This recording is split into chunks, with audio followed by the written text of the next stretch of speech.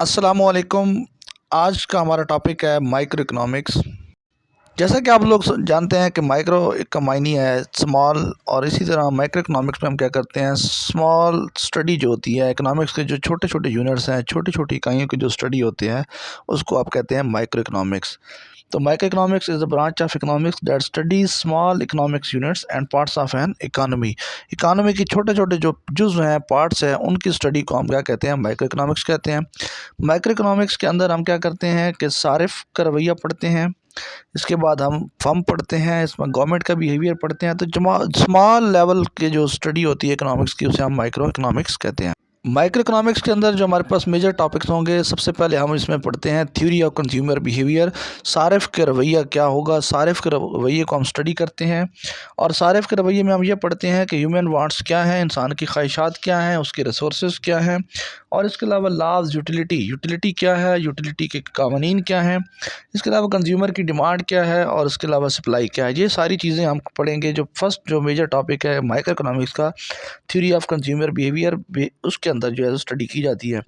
Number 2 पे हमारे पास जो माइक्रो इकोनॉमिक्स का टॉपिक आता है, वो आता है थ्योरी ऑफ प्राइसेस, कि प्राइसेस कैसे डिटरमिन होती हैं, प्राइसेस किसके ऊपर डिपेंड करती हैं, डिमांड और सप्लाई जो है उनके आपस में क्या इंटरेक्शन होती है, और कौन कौन से मार्केट फोर्सेस हैं जो कि प्राइस डिटरमिन करने में हमारे पास अहम किरदार अदा करते हैं।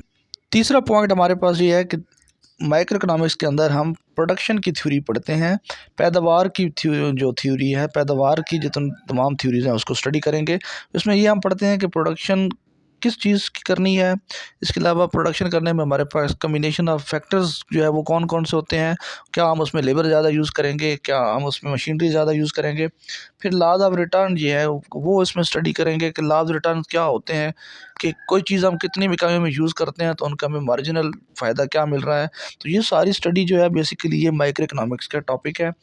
इसके बाद जो हमारे पास नंबर 4 पे हम इसमें स्टडी करते हैं माइक्रो इकोनॉमिक्स के अंदर, वो है थ्योरी ऑफ फर्म का जो बिहेवियर होता है, जो फर्म्स की स्टडी होती है कि कितने किस्म की फर्में होती हैं। इसके अलावा जो फर्म एक काम कर रही है, जो प्रोडक्शन कर रही है, उसकी प्रोडक्शन क्या क्या कहते हैं कि अखराजात क्या हैं, फिर उसके रेवेन्यू कितना रिसीव हो रहा है, और फिर उसके बाद ये है कि वो अपने प्रॉफिट कैसे कमा सकती है, और उसकी क्या स्ट्रेटजीज़ जो होनी चाहिए ताकि वो अपना प्राइस इस किस्म की रखे कि उसका प्रॉफिट, उसमें मार्जिन ज़्यादा हो।